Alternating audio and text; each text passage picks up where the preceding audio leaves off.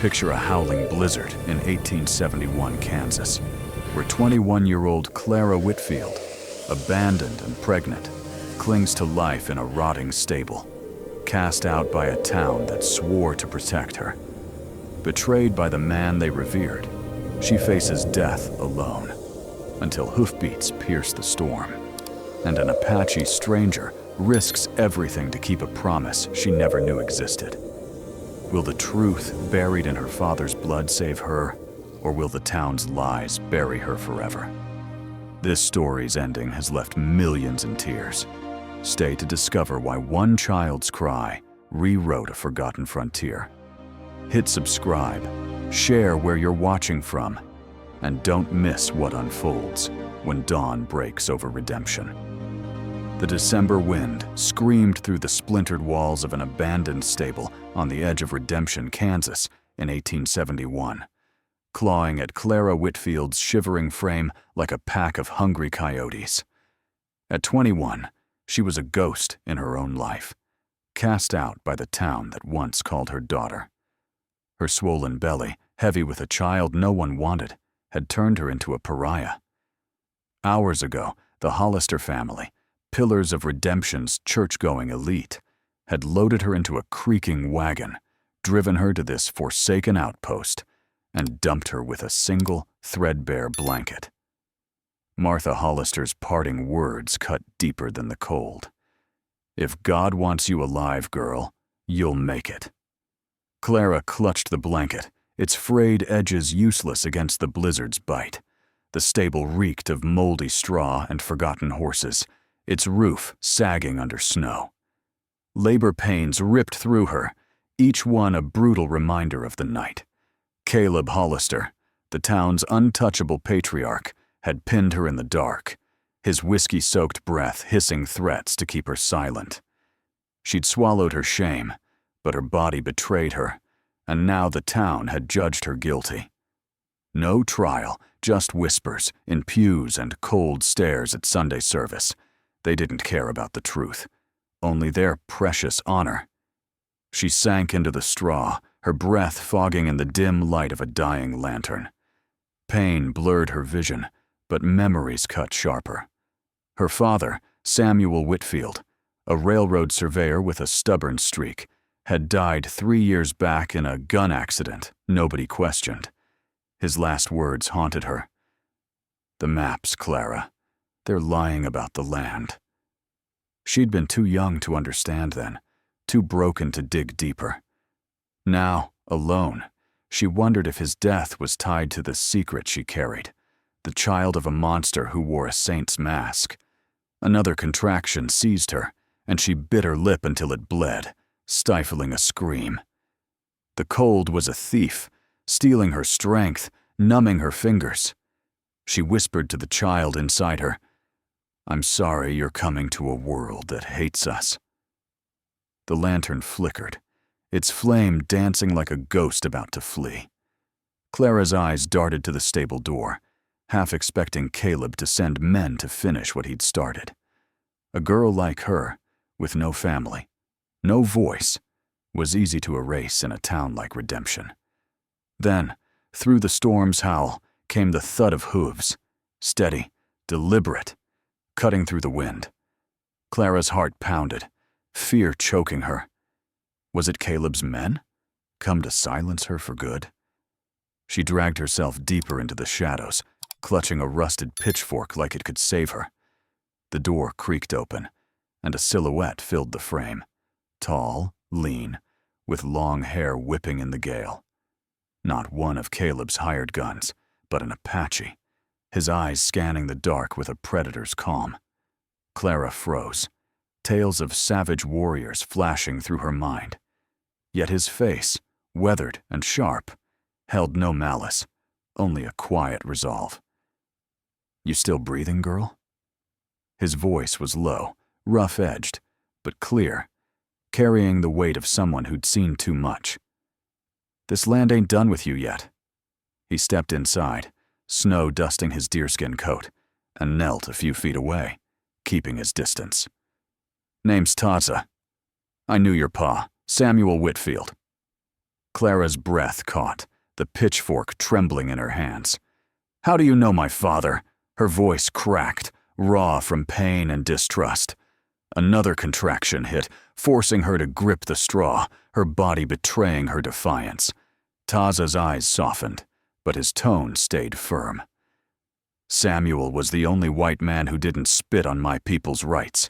He fought the railroad's lies, and he paid for it. Before he died, he gave me something. Said it'd protect his daughter if trouble came." He paused, studying her. "Trouble's here, ain't it?" Clara's mind reeled. Her father, a protector of truth. The man who'd taught her to read stars and mend fences had carried secrets she'd never known. "What did he give you?" she gasped, pain and hope tangling in her chest. Taza's hand rested on a leather pouch at his belt. "A map. The real one, not the railroad's forgery. It proves they stole Apache land, and your pa's life, to line their pockets." His gaze hardened. "But we ain't got time for stories. You're birthing a child, and this storm will kill you both if we don't move fast."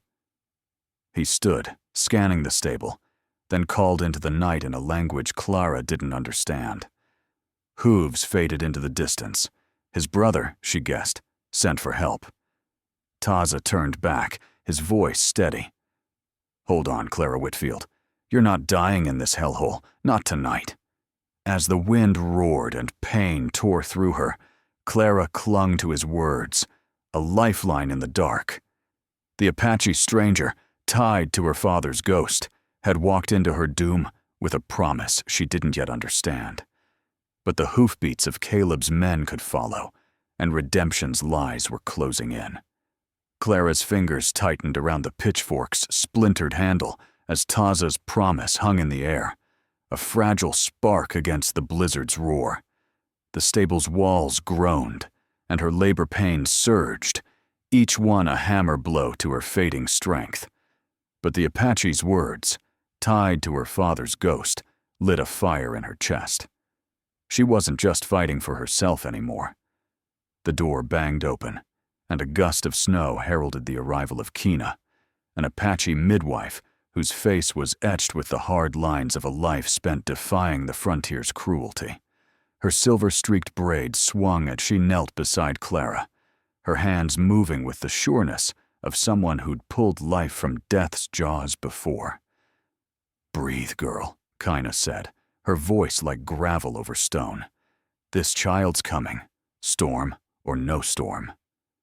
Taza stood guard at the door, his silhouette sharp against the swirling white, rifle resting easy in his hands. His brother, Kyle, had vanished into the night to fetch Kina, and now the stable felt like a battlefield, with Clara's body as the front line. Pain clawed at her, relentless, but Clara's mind latched onto Taza's revelation. A map, her father's map, proof of stolen land and blood. She gasped between contractions. "Why'd my pa trust you?" Taza's eyes flicked to her, shadowed but steady. "Samuel saved my son from a cavalry raid, risked his neck when no white man would. We swore a blood oath, his truth for my protection." He turned back to the storm, voice low. "Caleb Hollister and his railroad vipers killed him to bury that truth. They're still watching you, Clara." Kina's hands pressed against Clara's belly, guiding her through the pain. "Push when I say," she ordered, her calm a tether in the chaos. Clara obeyed, her screams swallowed by the wind. The lantern's flame danced wildly, casting Kina's face in stark relief. Eyes like flint, unyielding. Clara's thoughts fractured. Caleb's hands on her in the dark, his threats to ruin her if she spoke. The town's blind worship of his name. She'd been invisible, a girl with no kin, until this child forced her into the light, and into exile. The baby came in a rush, silent and still, a tiny form slick with blood. Clara's heart stopped. "Is it?" She choked, but Kina was already moving, rubbing the child's chest with calloused fingers, whispering words in Apache that sounded like a prayer carved from stone. Seconds stretched into eternity. Then, a faint gasp, a weak cry, piercing the stable's gloom.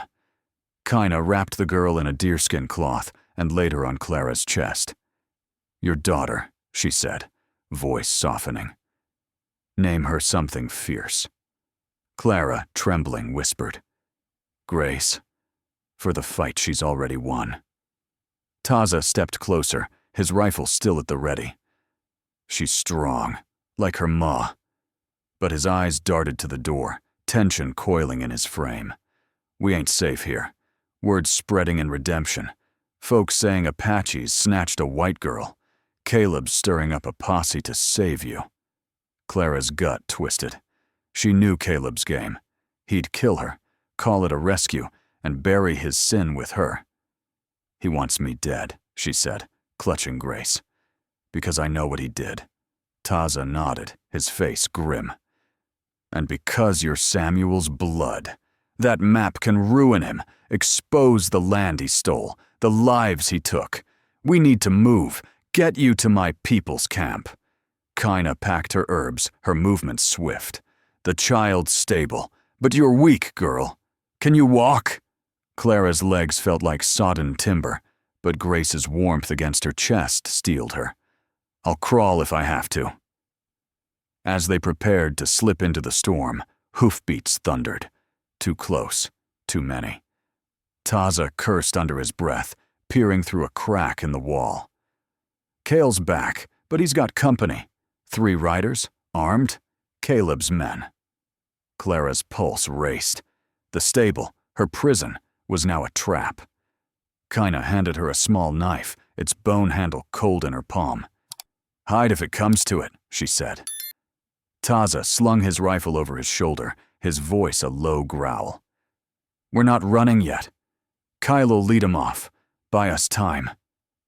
Clara cradled Grace, the baby's soft breaths a defiance against the encroaching danger. The map, Caleb's betrayal, her father's murder, it all pressed down on her, heavy as the snow piling outside. Taza's plan was a gamble, but it was her only shot. As Kina doused the lantern, plunging them into darkness, Clara whispered to Grace, "We're getting out of this, little one. For you, for Pa." The storm raged on, but inside her, a resolve took root, as unyielding as the Kansas plains. Clara held Grace close, her daughter's faint breaths, a quiet rebellion against the darkness swallowing the stable. Taza's plan hung like smoke in the air, dangerous, uncertain, but their only way out. As Kaina snuffed the lantern, the world shrank to shadows and the distant howl of the storm. The Kansas night was a frozen graveyard, snow piling thick as the group slipped from the stable into a pine-choked ravine. Clara's legs buckled with every step, her body screaming from childbirth, but Grace's weight in her arms kept her moving. Taza led, his rifle a silent promise against the unseen. Kina flanked her, steady as bedrock, while Kyle, bloodied from his decoy ride, scouted ahead, his silhouette fading into the white. The air stung Clara's lungs, each breath a knife, but fear of Caleb's posse drove her forward. Redemption's lies had teeth, and they were closing in. They reached a shallow cave, its mouth half hidden by snow-dusted brush. Taza signaled a halt, his breath clouding as he scanned the ridgeline. "We rest here till Cale signals clear," he said, voice low. "Caleb's men ain't far." Clara sank against the cave wall, Grace stirring softly. Kaina pressed a strip of dried meat into her hand. "Eat. You're no good to that girl dead." Clara forced it down, the taste like ash, her mind churning. The map Taza carried, her father's legacy, could topple Caleb's empire, but only if they survived the night. Taza crouched beside her, his eyes catching the faint moonlight. "Your pa knew the railroad was carving up Apache land for profit.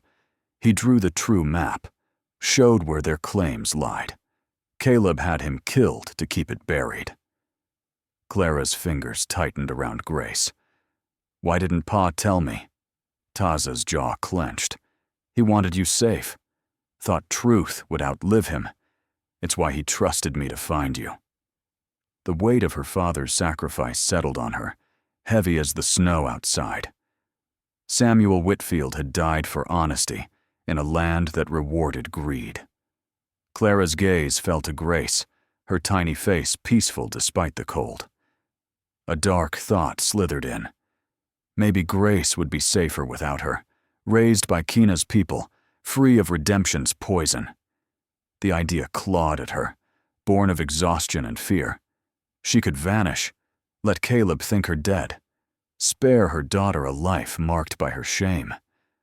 But Grace's fingers curled around her thumb, and Clara's resolve hardened. I won't leave her, she whispered, half to herself. Not like they left me. Kaina overheard, her eyes sharp. Good. A mother's fight is fiercer than any storm. She handed Clara a water skin, her touch steadying. Taza nodded, a flicker of respect in his gaze. We move at first light. My people's camp is half a day's ride. You'll be safe there. But his words were cut short by a sharp whistle. Kyle's signal, urgent and close. Taza sprang up, rifle ready. Trouble! Hoofbeats thundered, followed by shouts. Caleb's men, their voices carrying through the snow. Spread out! She's with the savages! Clara's heart pounded as Taza shoved the leather pouch with the map into her hands. Keep this! If I fall, get it to Chief Noden. Before she could protest, he slipped into the dark, Kaina pulling Clara deeper into the cave. Grace whimpered, and Clara hushed her, fear choking her breath. The posse struck like wolves. Gunshots cracked, and Kyle's shout turned to a grunt of pain. Clara peered through the brush, her pulse a drumbeat. Kyle staggered into view, clutching his side, pursued by 3 riders.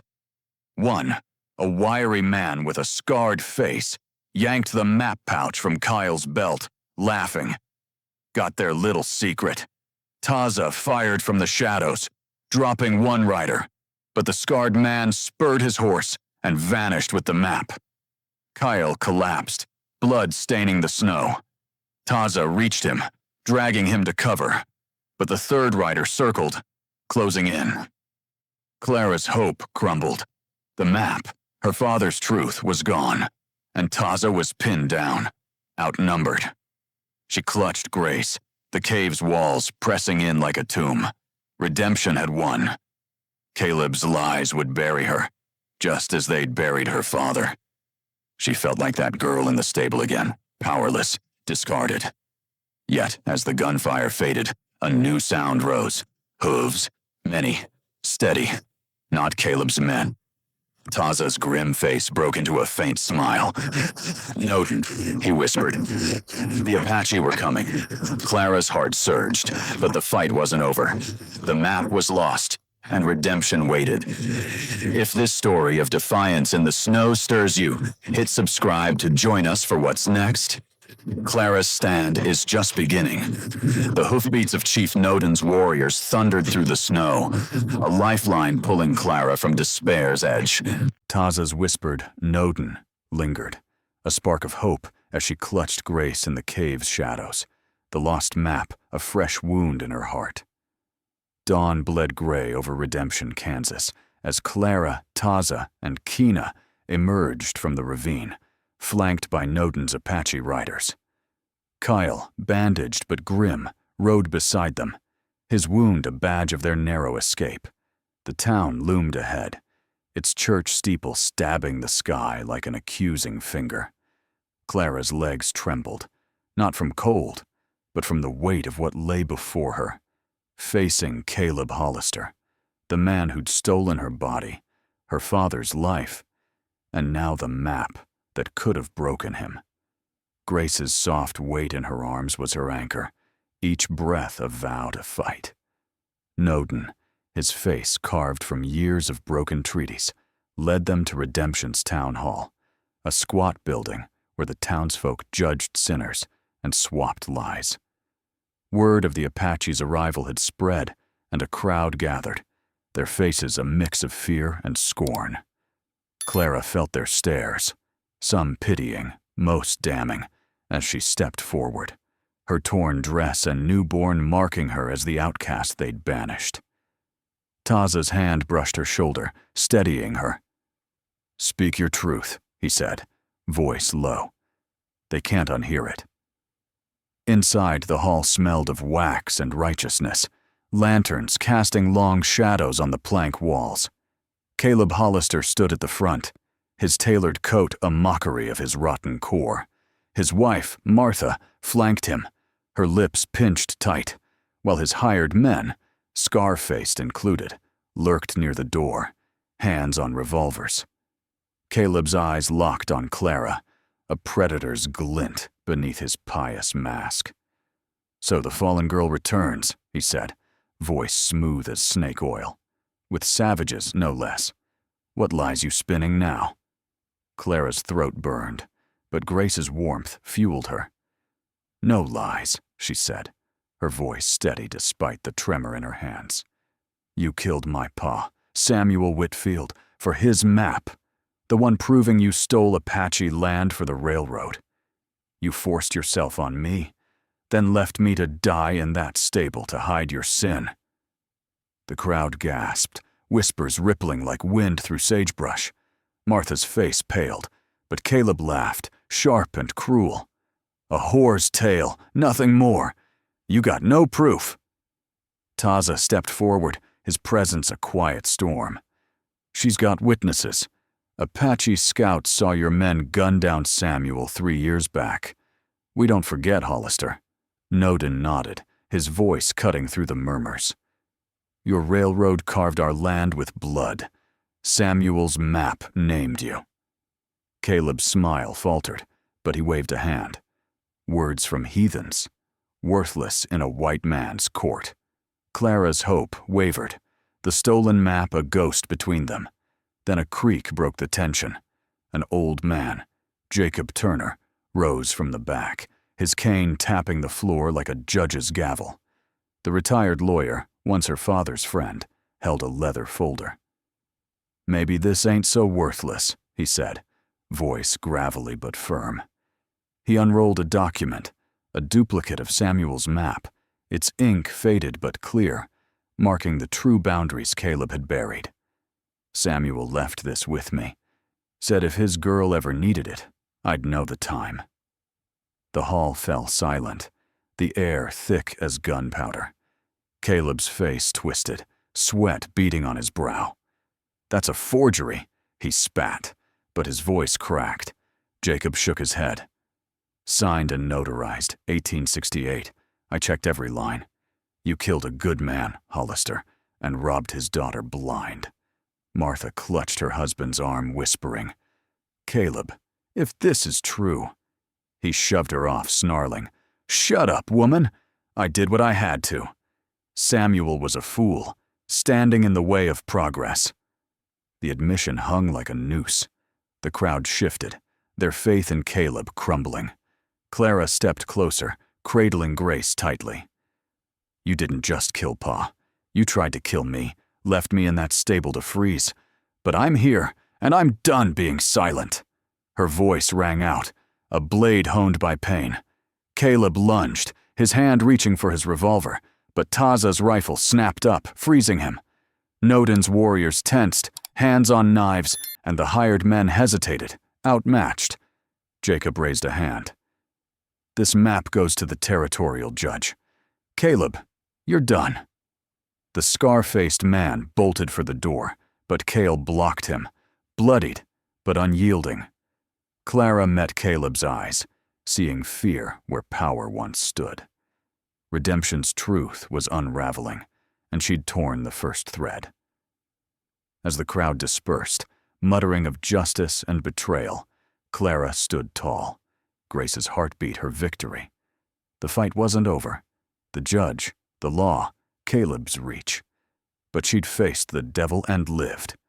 Noden's nod was her shield, Taza's presence her sword, And Jacob's map, her father's voice, still speaking.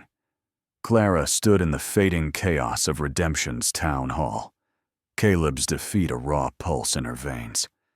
Jacob's map, her father's voice reborn, had cracked the town's lies wide open. As the crowd scattered, their whispers trailing like dust, she held Grace tight, knowing the fight for justice was only half won. 4 years later, in the spring of 1875, Redemption, Kansas, bore scars of change. The old stable where Clara nearly died was gone, replaced by the Whitfield Haven, a sturdy timber refuge rising from the plains like a defiance of the past. Its walls, weathered but proud, sheltered women and children cast off by the frontier's cruelty. One corner kept a slab of the stable's rotted wood, nailed up as a reminder. Survival came at a cost, and Clara paid it. Grace, now 4, darted through the yard, her laughter a melody against the wind's low moan.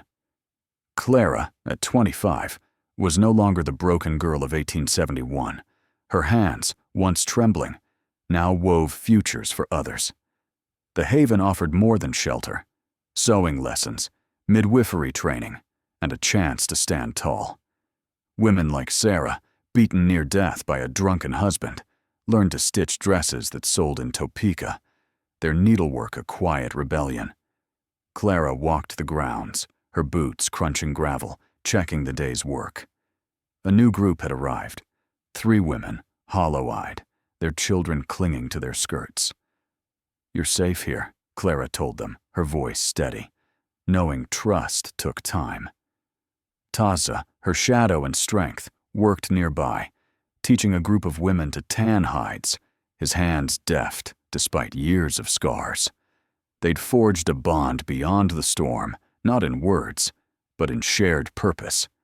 He caught her eye, nodding toward Grace, who was showing a shy boy how to braid grass. "She's got your fire," he said, his voice rough but warm. Clara smiled, but her gaze lingered on the horizon. Caleb's shadow still haunted her. Though exiled, his influence lingered in the territorial courts, slowing justice. Jacob Turner, now a frail figure with a sharp mind, had fought for her in those courts. The map had exposed Caleb's land fraud, stripping him of his railroad deals. He'd fled to Denver, disgraced, while Martha lived as a recluse, shunned by the town she once ruled. Clara reclaimed a sliver of her father's land, enough to fund the Haven, but the legal battles drained her. "Caleb's got friends in high places," Jacob warned, his cane tapping as he handed her a deed. "Keep building, Clara. They can't take this." The Haven's heart was its midwifery program, born from Clara's memory of that frozen night. Kina, though slowed by age, trained women to deliver babies in remote homesteads, her Apache methods blending with Clara's drive. A young widow, Eliza, had just returned from assisting a birth in the hills, her face glowing with purpose. "The mother named the boy Samuel," Eliza said, and Clara's throat tightened, her father's name a quiet echo. Grace tugged at her skirt, holding a crude drawing of a horse. "For you, Ma." Clara knelt, brushing a curl from her daughter's face. "It's beautiful, little one." Grace's eyes, green like her own, held a spark of the plains, wild, unyielding. She spoke Apache as fluently as English, learning from Taza and Kina, a bridge between worlds. Clara taught her stories of Samuel, not as a victim, but as a man who stood for truth, his courage woven into the Haven's walls. Trouble still loomed. A new railroad agent, backed by Caleb's old allies, pressed Redemption to sell land near the Haven, threatening its future. Clara met him at the town's edge, her stance firm. "This ground's mine, legally," she said, clutching Jacob's deed. The agent smirked, but her glare, forged in snow and survival, made him back off. Taza, watching from a distance, rested a hand on his knife, a silent vow. As dusk painted the sky crimson, Clara sat with Grace on the Haven's porch, The girl nestled against her. "Tell me about the snow night," Grace said, her voice sleepy. Clara's lips curved. "It was cold, so cold, but you and I, we fought through. Taza and Kina carried us, and Pa's truth lit the way."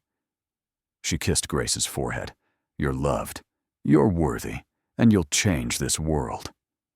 The Haven's lantern glowed, a beacon for the lost.